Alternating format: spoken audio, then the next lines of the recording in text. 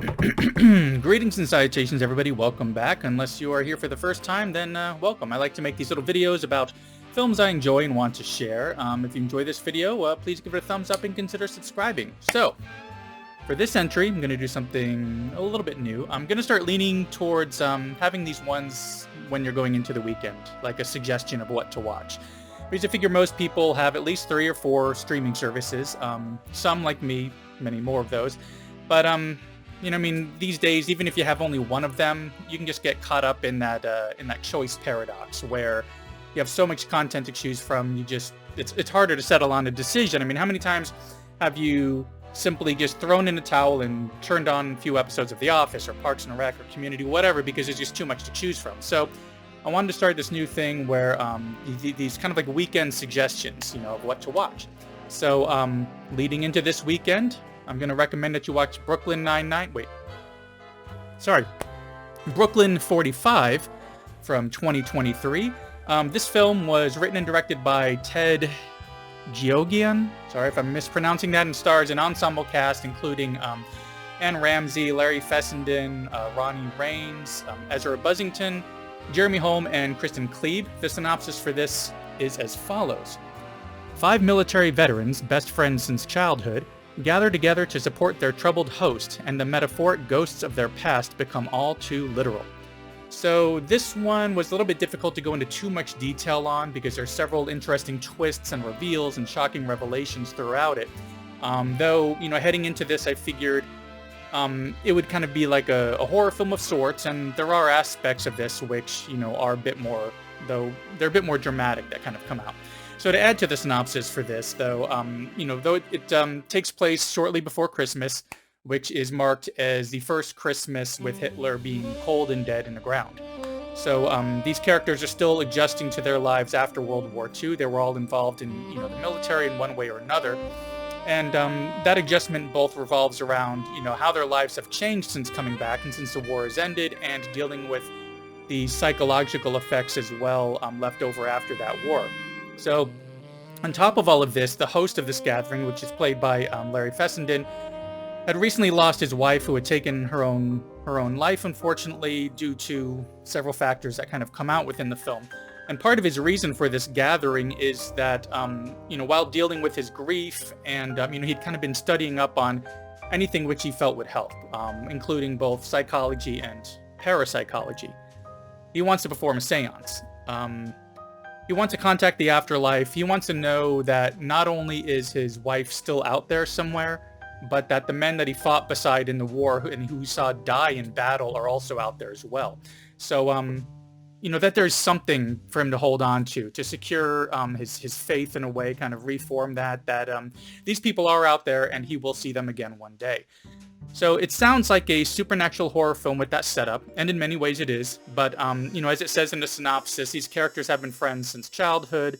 Understanding their friend's grief, no matter how much you don't believe in this form of mysticism and nonsense, as one of the characters comments, they still want to be there for him and support him, kind of humor him and go through with this seance anyways. You know, see what happens when they go through this ritual. So the seance kind of opens up a portal, which until the seance is completed successfully and, you know, the whole goal of it is completed, they're kind of trapped in this room. And as the events kind of unfold, they get very dark and they explore what they've been needing to come with terms with. You know, we have this one who's the military's best interrogator and who's done some really horrible things and how they deal with that. We have the war hero who still just can't seem to leave the war behind, and now that it's over, we have a veteran who's come back and is kind of embroiled in controversy due to some of his actions overseas that are being investigated. And we have a government official who, though he was involved in a war, he never actually even saw any combat, and how this group kind of sees him, you know, along with all of that. So their stories and history are, you know, worked into a situation and unfold in what turns out to have a much slower and more dramatic feel, but not slow in a bad way. You know, this film is only about 90 minutes long, which turns out to be the perfect runtime. But as I say, things get very dark. Information comes to light, all these other revelations, that's very sad and disturbing. There are some twists and revelations that also come about, which kind of up that tension and emotion of what the cast kind of brings to screen. As far as the cast goes in particular, everybody brings their A game to their performances, and it's captured perfectly in the direction of this film.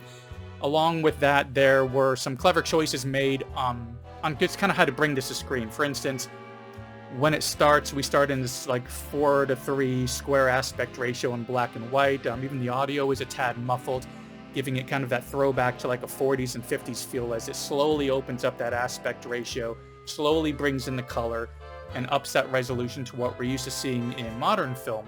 While as the film comes to a close, it's slowly brought back to that original format. This kind of helps to set the stage for the time frame in a way, taking place right from the start, transitioning us into modern filming techniques as we get to see the rest of the story unfold, and then falling back off at the end to bring us back into 1945 and remind us kind of when this is all taking place. So I went in expecting this to feel like The Conjuring, but kind of like an altered timeline in a way, and different kind of place and situation, but very seance and ghost and scary and jump scares and all that. But instead I got a much more dramatic and chilling film, which, you know, works in horror, you know, and there are some scenes which are pretty gross and frightening and disgusting, but it worked on me more as a thriller, kind of involving how we deal with grief, and the dangers of focusing all of your anger and rage on the other, you know, the person with the accent or different colored skin or different background, post-war, post-conflict aftermath, and how we see our friends and our neighbors after everything that's transpired for all those years. Well, I think some people may not care for this film. You know, perhaps they want more of that spooky feel of a horror film than the dramatic sides of this. I also feel that kind of knowing a bit more about this film before going in, you know, kind of knowing what to expect, will really make it one that you're definitely going to enjoy checking out. And speaking of checking out, thanks for checking out my latest video for Brooklyn 45, which at the time of this video is available on Shudder. Is streaming there exclusively, and as I've mentioned before in the past with Shudder, it's a service that I highly recommend if you like anything to do with horror or thriller. It's usually pretty easy to track down a free trial for either a free week or a free month if you're not ready to invest in another service or adding another one to try to choose from, or if you're not ready to drop one service in favor of another one just yet. Anyways, thanks for coming by and checking out this video, and for sticking around to the end, as with liking, sharing, and subscribing, it really does help out the channel quite a bit. But what are your thoughts if you've seen this? If you've seen it, sound off in the comments, let everyone know what you thought, and I will see you in the next one.